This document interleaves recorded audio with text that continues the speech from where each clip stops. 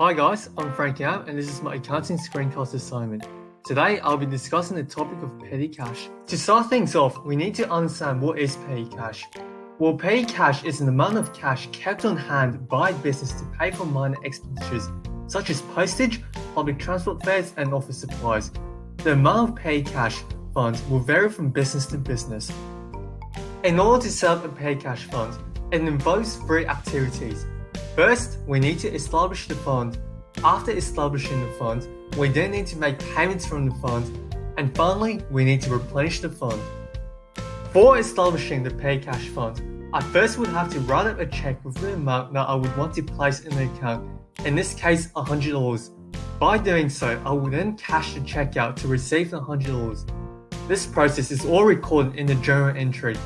By doing so, I have established the petty cash fund. Since we've got the petty cash fund all set up, we're now allowed to use the $100 for minor business expenditures. Say I head into Officeworks to buy some pens. I now have two options to pay. I can use either the $100 within the petty cash funds, or I can use my own money to pay and get a reimbursement later. Both ways, the receipt of the purchase must be kept in order to record the purchase of the pens as an expense later on. As we've spent money from the petty cash fund, we now have to replenish the funds. This is done in three simple steps. First, we would have to count the remaining cash in the petty cash fund. Then, we would have to add up all the receipts for the expenses. After gathering the final expense value, we will then cash a check with that amount. Thus, this will bring the account back to its original balance. So for our case, we spent $50 buying the pens. So on our balance sheet, when replenishing the funds, this is noted as supplies expense and it is debited.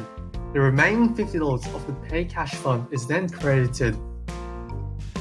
This reveals that $50 needs to be checked back into the account so that it regains its original value of $100. This general entry is done each time the funds is replenished.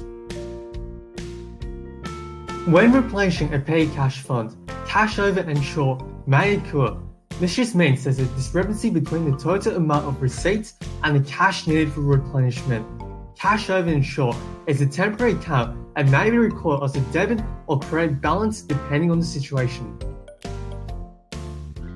Thus, this concludes my discussion on petty cash. Thanks for watching.